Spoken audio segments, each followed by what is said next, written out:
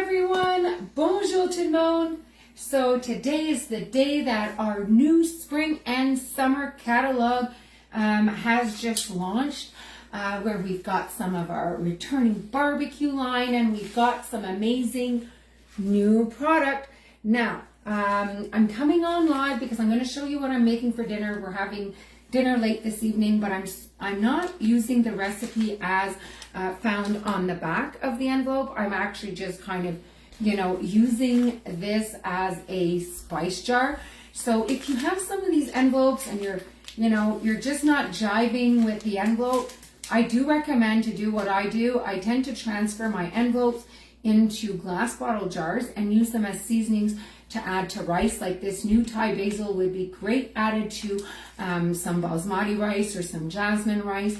They're great to make some lettuce wraps or some rice noodle, or not rice noodle, the rice wrap. So you could definitely be doing that. Alors, c'est le lancement du nouveau catalogue aujourd'hui. Notre catalogue printemps-été, où est-ce que nous avons refait la bienvenue à nos favoris d'été, comme le Montreal Steak, l'épice à burger et j'en passe. Et nous avons de fameux nouveaux produits. Aujourd'hui, je vais utiliser le poulet au basilic thaï, mais vous allez voir une recette complètement différente parce que je vais vous dire honnêtement, les enveloppes, c'est vraiment le fun pour les soirs de semaine où on ne sait pas trop quoi faire à souper. On a une belle petite recette simple en arrière. Sauf que moi, je les utilise énormément comme si ça serait un pot d'épices. Par exemple, le poulet à basilic thaï, vous pourriez rajouter ça dans du riz. Vous pourriez rajouter ça dans de la viande hachée, soit de poulet ou de bœuf, et faire des beaux roulés, hein, les genres de egg roll, mais avec le riz. Alors, allons-y. Ce que vous voyez ici dans ma sauteuse, c'est un petit peu d'huile que j'ai mis. So a little bit of oil, a little bit of about a teaspoon of the sesame oil. And what I'm adding here is some cut up red onions that I'm just tossing here a little bit in my frying pan. And so we're just going to mix this up a little bit.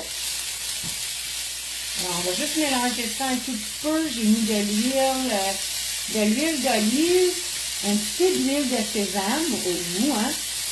J'ai coupé 2 oignons rouges, so 2 red onions. I'm very shortly going to be adding here some ground beef. It's a pound of ground beef. Alors, je vais rajouter très prochainement une livre de viande hachée. Je vais juste faire revêtir un tout petit peu ici les oignons. J'ai coupé une tomate Roma. So I'm adding here a Roma tomato. So super simple so far.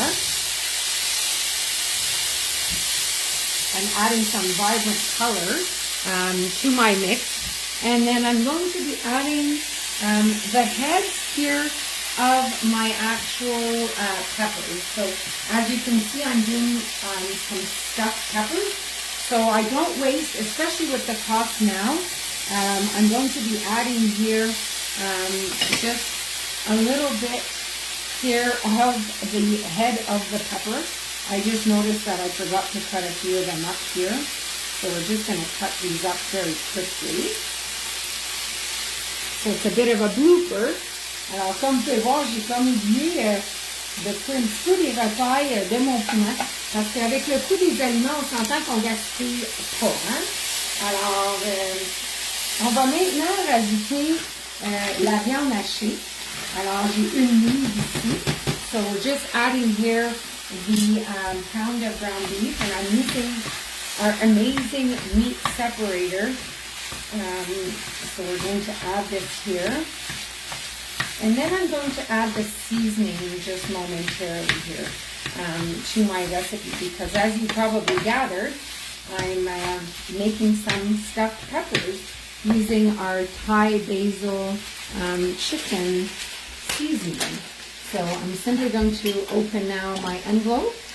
Alors, je vais ouvrir mon enveloppe d'épices. Ah, que ça sent bon. Et je vais rajouter un tout petit peu de sauce soya. So I'm going to be adding a little bit of soya sauce. So I'm going to be adding about a tablespoon here of soya sauce.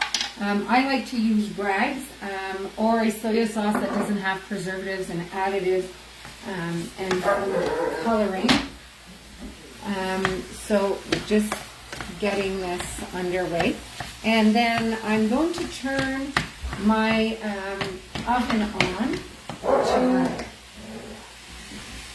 to about 400, sorry. And if you want, you can certainly add some grated cheese on the top. You can even put a few pieces of fresh basil if you'd like. And then I'm going to just oven bake them for about 8 to 10 minutes. Alors, je vais les faire cuire une fois que mon mélange ici est fait. Je vais les faire cuire au four à 400 de 8 à 10 minutes. So 8 to 10 minutes. As you can see, my mixture is almost ready here to go into those peppers. And it's a great way to get those vegetables into your kids, or even the grown kids that don't like vegetables. I could have definitely put them through the blender or the food processor to chop them up quite well.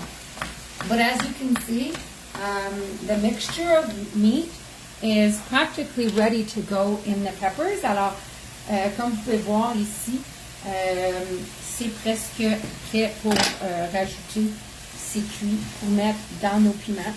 Et ceci dit, si vous n'aimez pas les piments, vous pourriez utiliser ça aussi comme pour faire des feuilles de laitue garnies ou faire des tacos. So you could definitely be adding this chopped up on a salad. You can use it, for taco night. You can add some rice to this and kind of have a casserole. But I so wish you guys could smell exactly what this mixture smells like and tastes like. So as you can see, I've already got 4 peppers done. I'm expecting leftovers. So I would tell you that this recipe yields about 8 peppers if you're making it as some stuffed pepper recipe. So I'm going to simply put these in the oven with a little bit of grated cheese, and this is exactly what this will look like, though a meal really made under 12 to 15 minutes. Alors, un repas très facile à être fait en moins de 12 à 15 minutes de cru à cuit.